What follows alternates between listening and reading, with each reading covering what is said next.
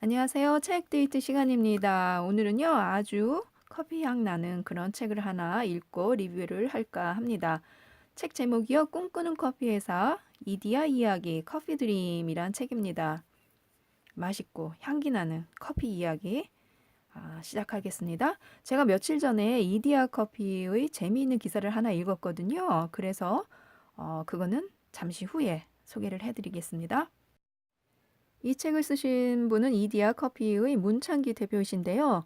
동아은행과 삼성증권을 거쳐서요. 투자자문회사를 설립해서 운영하셨던 금융 전문가세요.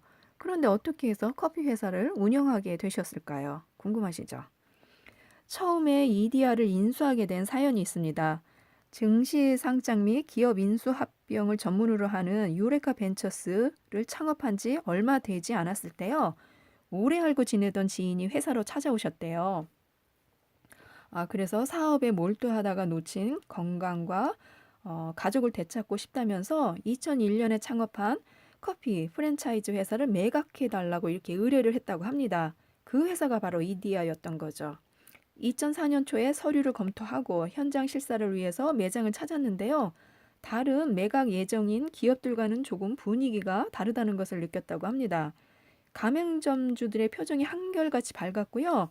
이게 귀찮은 질문에도 본사 직원들처럼 이디야의 장점에 대해서 열심히 설명해 주었다고 합니다.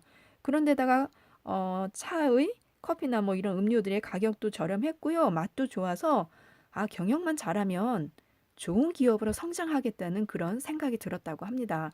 그래서 고민 끝에 넉넉한 자본도 없고 든든한 인력도 없고 하지만 가능성만 보고서는 매각이 아니라 직접 인수를 해서 본인이 경영하고 싶다는 그런 꿈을 갖게 되었다고 합니다.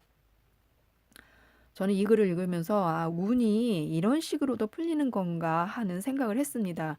이분이 인수합병을 전문으로 하는 회사를 차리지 않았더라면요. 매각을 이분한테 의뢰하지 않았을 거잖아요. 그죠? 그랬으면 지금 이디야가 이분 손에서 커지지는 않았을 텐데요. 그죠? 참 희한해요, 일이.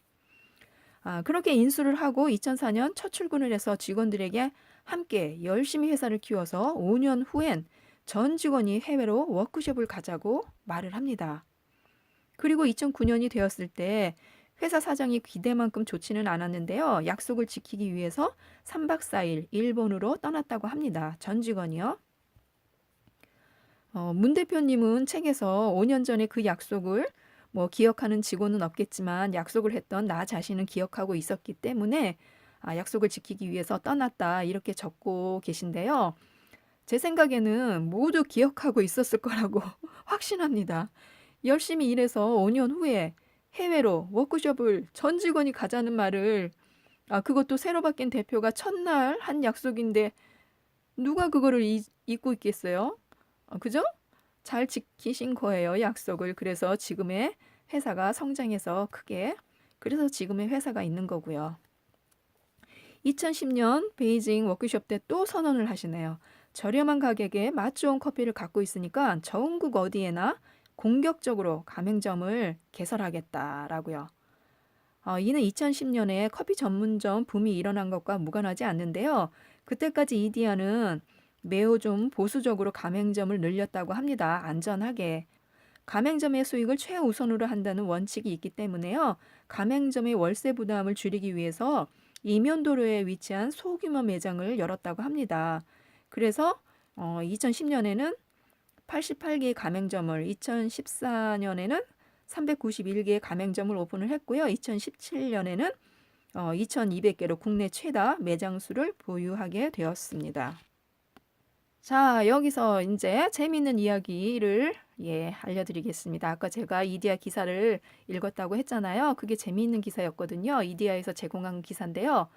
제가 이 기사를 읽고서는 전에 제가 이 책을 읽었어요. 지금 읽은 게 아니고 지금은 이제 두 번째고 이 책을 읽었던 게 생각나서 그렇지 하고 다시 찾아서 읽고 리뷰를 하게 된 것입니다. 기사를 보면요. 현재 이디야 커피는요. 2,200여 개의 국내 최다 매장 수를 보유한 커피 프랜차이즈 브랜드인데요. 2017년 연간 음료 판매 데이터를 바탕으로 해서 지역별 음료 선호도를 분석해서 지역별 소비자 취향을 알아봤다고 합니다. 서울이 커피 음료 선호도가 가장 높았는데요. 유일하게 커피 음료 점유율이 60%가 넘었다고 합니다. 부산은요, 티 음료 판매 비중이 전국 평균 대비 20%가 높았고요.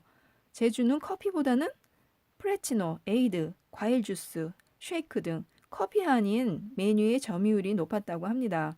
또 따뜻한 티보다는요, 아이스로 즐기는 그런 메뉴가 높았다고 해요.